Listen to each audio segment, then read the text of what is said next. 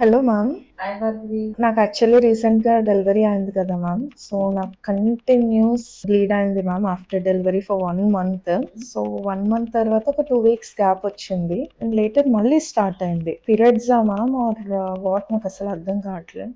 Delivery అయిన తర్వాత uterus, cervix, వజైనా ఈ ఆర్గన్స్ అన్ని మళ్ళీ వాటి నార్మల్ సైజ్ రీగైన్ అయ్యే ప్రాసెస్ లో డిశ్చార్జ్ వస్తుంది. దాన్నే మనం లోకి అంటాం. సో ఆ డిశ్చార్జ్ అనేది మనకి 4 weeks వరకు ఉంటుంది. ఆ డిశ్చార్జ్ ఫస్ట్ వీక్ రెడ్ గా ఉంటుంది, లోకియా రుబ్రా. నెక్స్ట్ పింక్ గా ఉంటుంది, ఆ నెక్స్ట్ వీక్ వైట్ గా ఉంటుంది. సో మన పేషెంట్ అడిగినట్టు ఫస్ట్ 1 month తనకు వచ్చింది లోకియా అన్నమాట. సో 2 weeks గ్యాప్ లో మళ్ళీ వెంటనే తనకి పీరియడ్స్ వచ్చేసాయి. సో ఎలా పీరియడ్స్ అనేది యూజువల్ గా 6 weeks to 6 months after delivery వచ్చే అవకాశం ఉంటుంది. ప్రెగ్నెన్సీ తర్వాత పీరియడ్స్ ఎంత త్వరగా వస్తాయి అనే దానికి బ్రెస్ట్ ఫీడింగ్ కి లింక్ ఉంటుంది. సపోజ్ మీరు ఎక్స్క్లూజివ్ బ్రెస్ట్ ఫీడింగ్ అంటే తల్లిపాలు మాత్రమే ఇచ్చేటట్టు అనుకోండి. సో మీకు మీ బాడీలో ప్రొలాక్టిన్ అనే హార్మోన్ లెవెల్స్ చాలా ఎక్కువ ఉంటాయి. సో మీ పీరియడ్ అనేది ప్రొలాంగ్ టైం రాకుండా ఉండే అవకాశం ఉంటుంది. అదే గనక మీరు మిక్స్డ్ ఫీడింగ్ అంటే తల్లిపాలు ప్లస్ ఫార్ములా ఫీడ్ కలిపి ఇచ్చినట్టయితే మీకు ప్రొలాక్టిన్ అనే హార్మోన్ లెవెల్స్ కొంచెం తక్కువ ఉండే అవకాశం ఉంటుంది. సో మీ పీరియడ్స్ త్వరగా వచ్చే అవకాశం ఉంటుంది.